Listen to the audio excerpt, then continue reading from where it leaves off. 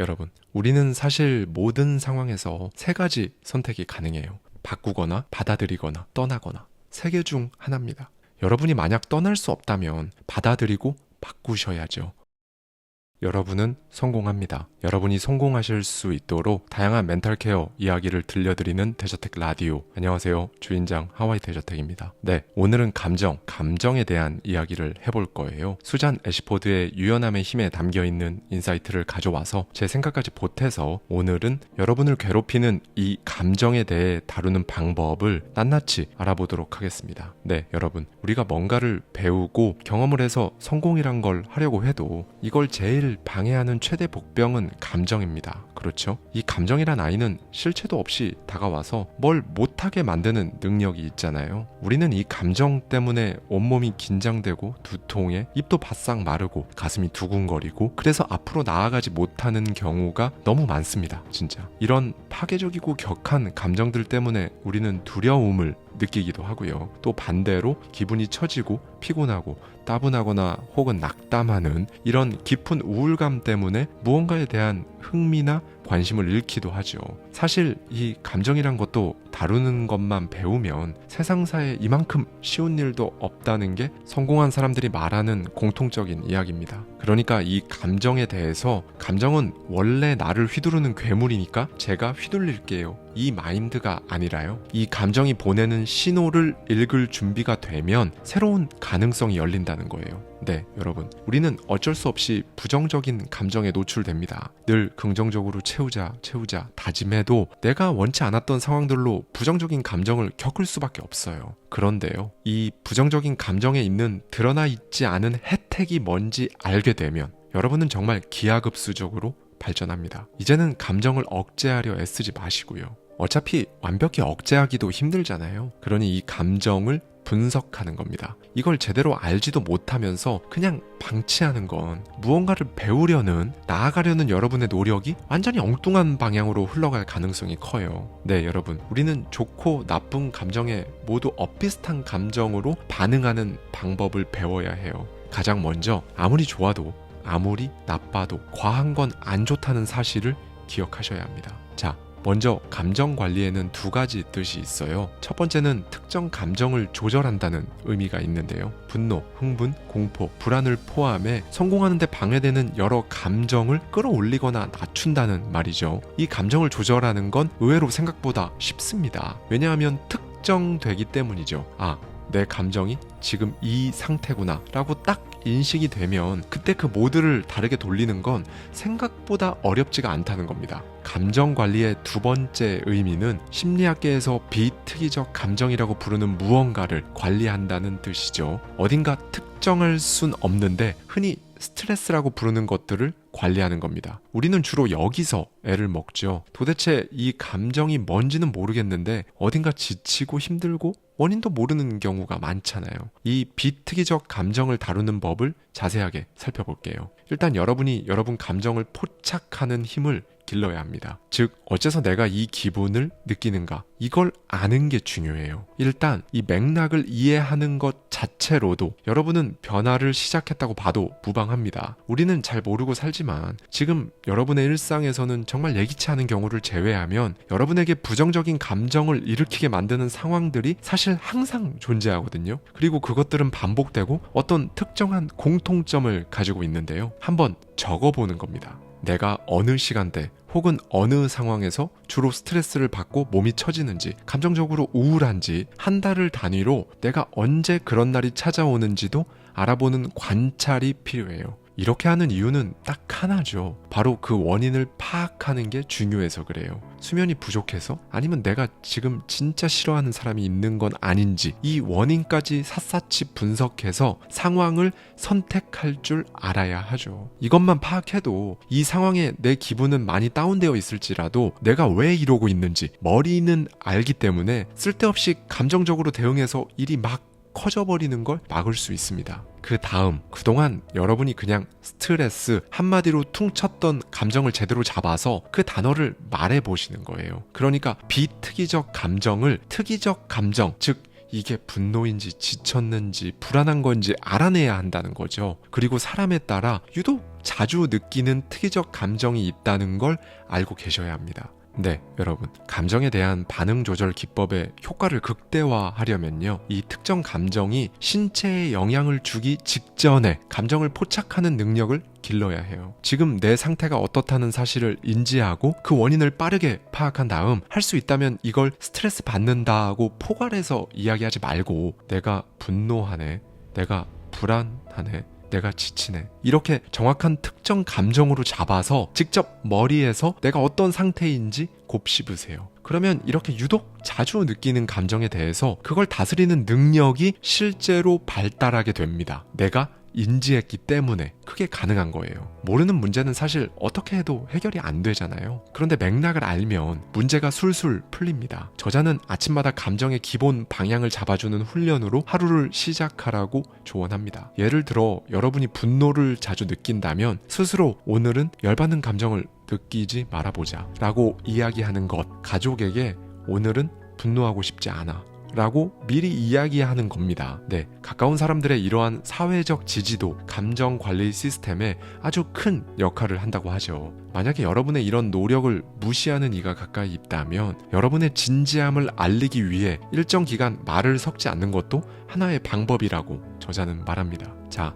이렇게 아침을 보내고 나면 여러분은 이제 본격적으로 하루를 시작하실 거예요. 각자 직장에서 혹은 타인을 만나는 어떤 곳에서 일과를 시작할 겁니다. 우리는 주로 거기서 사람으로 인한 스트레스를 받죠. 나에게 정말 안 좋은 일이 생겼거나 내 컨디션 문제가 아니라면 진짜 열의 아홉은 이 일과 중에 만나는 사람과의 문제로 우리는 부정적인 감정을 경험합니다. 이때는 상황을 변경하는 전략을 쓰세요. 이 부분에서 데일 카네기의 저서죠, 인간관계론에서 말하는 중요한 내용을 좀 가져와 보겠습니다. 만약 여러분과 마찰이 생기는 어떤 사람이 있더라도 오늘부터는 그 사람을 절대로 비난하지 마세요. 데일 카네기는 말합니다. 비난은 아무런 쓸모가 없다. 사람들을 방어적으로 만들고 스스로를 정당화하도록 만들기 때문이다. 독일군은 어떤 일이 일어난 후 즉시 그에 대한 소송을 제기하거나 비난을 하도록 허용하지 않는다. 억울한 일을 당한 병사는 우선 다음 날까지 기다리며 마음을 가라앉힐 기회를 갖는다. 그냥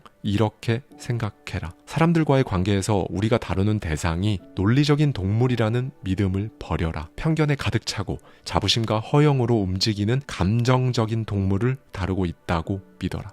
네, 사람은 분명히 위대하고 모두 천재성을 지니고 있으며 모두가 서로에게 좋은 영향을 주고받을 수 있도록 인격적인 성숙함을 갖출 수도 있지만, 반대로 여러분이 진짜 아무리 발버둥 쳐도 통하지 않는 사람이 있다면 그 사람에 대해서는 데일 카네기의 말처럼 그냥 감정적인 동물을 다루고 있다고 생각해 보는 겁니다. 그리고 사람을 다룬다는 이 포인트에서 우리가 취해야 할 진짜 중요한 전략이 있어요. 그 사람을 칭찬하세요. 그 사람을 집단에서 중요한 사람으로 만들어 버리세요. 그 사람은 단순하기 때문에 겉으론 손살에 치는데 실제로는 바로 여기서 꼬리를 내린다는 거죠. 네, 여러분, 다른 사람으로 하여금 내가 원하는 대로 이끄는 방법은 단 하나밖에 없어요. 위대한 사람이 되고자 하는 욕망을 자극하는 것, 이겁니다. 정말 바로 이거예요. 인간 본성 중에 가장 고차원적이면서도 가장 뿌리를 깊게 내리고 있는 욕망은 중요한 사람이 되고 싶은 욕망이라고 미국의 위대한 철학자 존 듀이가 말한 바 있죠. 기본적인 욕구가 채워졌다는 전제하에 우리가 사회생활을 하며 사실 내면에서 궁극적으로 추구하는 욕망은 바로 이 중요한 사람이 되고 싶은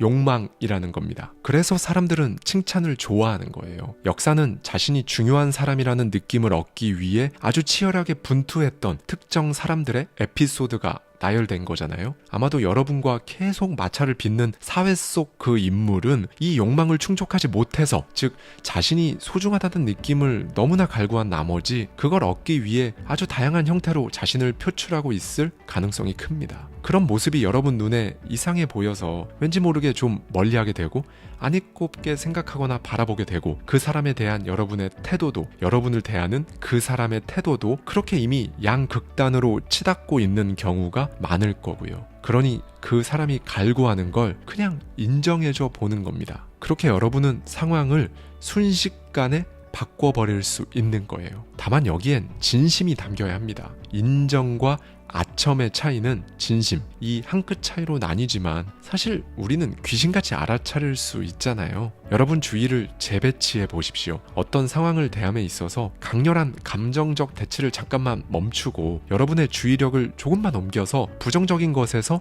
다른 긍정적인 맥락을 찾아보세요. 그걸로 물꼬를 터서 사람들과 상황을 칭찬하고 인정하면 공기의 흐름이 급격하게 바뀝니다. 지금은 비록 안 이꼽더라도 여러분으로 인해 평온해진 그 사람을 보면 여러분도 어느샌가 마음이 스르륵 풀리는 게 사람입니다. 그 사람이 너무 싫어서 도저히 칭찬하고 인정해 줄 수가 없다라고 말씀하신다면 여러분이 준비가 안 되신 겁니다. 네, 사회에서 만나는 인간관계의 흐름까지 바꿨다면 이제는 감정을 사후 관리하는 방법도 살펴보면 좋겠죠. 이미 강력한 감정의 파도에 휩쓸려 버린 상황이라면 우리는 이야기를 재구성해서 머리에 집어넣을 필요가 있어요. 이건 제가 김주환 교수의 회복 탄력성 영상에서 정말 자세히 말씀드린 에피소드 바꾸기 전략과도 유사한데요. 이 영상을 다 보시고 해당 영상까지 한번 보신다면 정말 도움이 되실 거예요. 일단 우리 내면은 우리한테 끊임없이 말을 걸어오거든요. 보통은 아무 도움도 안 되는 류의 이야기를 스스로 막 들려주고 있잖아요.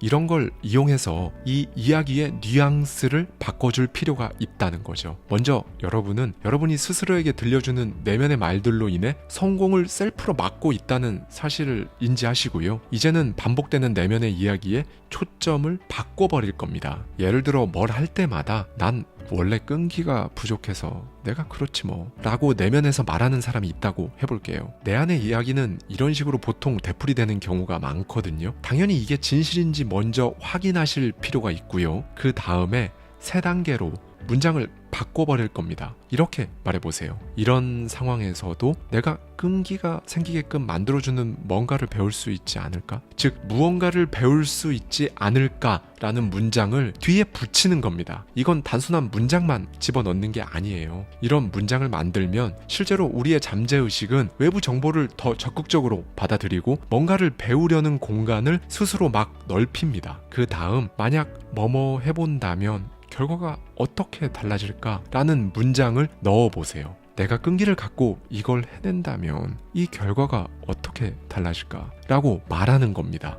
이렇게 스스로 질문으로 말을 걸면 뭐가 되었든 생각을 하게 되거든요. 무조건 그렇게 됩니다. 이거는요. 지금까지 여러분이 늘 해왔던 그 이야기는 그냥 놓아버리세요. 그리고 이렇게 질문에 답을 하는 형식으로 바꾸시는 겁니다. 그러면 필히 뭔가 새로운 방식을 찾아 좋은 결과를 도출하려는 쪽으로 여러분 잠재의식이 세팅되니까요. 네, 여러분 진짜 별거 아닌 것 같지만 나에게 질문을 어떻게 던지느냐가 정말 어마어마한 힘을 발휘합니다. 진짜 기분이 즉시 나아지는 걸 느낄 수 있을 거예요. 학교에서는 이런 건 안 가르쳐 주기 때문에 감정을 어떻게 다루는지 필히 배우고 넘어가야 할 필요가 있어요. 이제 마지막이에요. 부정성을 완화하는 문구를 추가해보세요. 내가 그걸 해낼지도 모르잖아. 한번 해보는 것도 나쁘지는 않을 것 같은데 라고 말하세요. 이렇게 중립적인 문장을 사용하면 습관으로 굳어진 부정적인 내면 이야기를 다른 가능성으로 옮기는 것, 그러니까 생각의 초점을 옮기는 게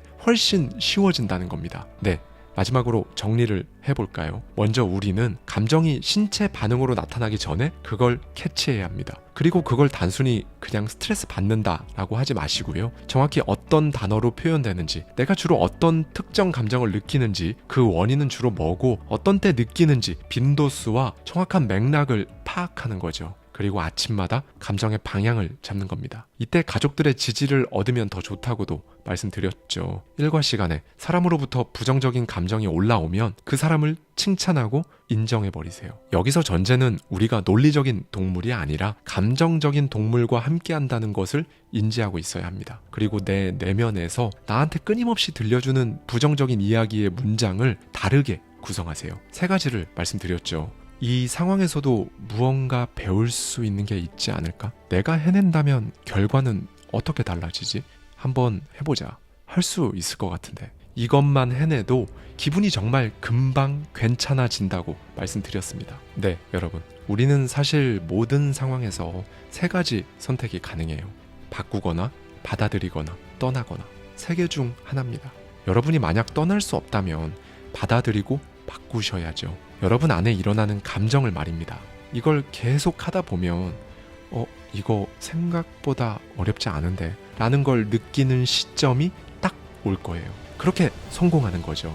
네, 이렇게 부정적인 감정을 잡아내고 객관적으로 평가해서 다스릴 줄 아는 사람이 되었을 때 그냥 단순히 긍정적인 생각만 막 주입시키는 것보다 여러분이 더 나은 사람이 된 것 같은 느낌을 받으실 거예요.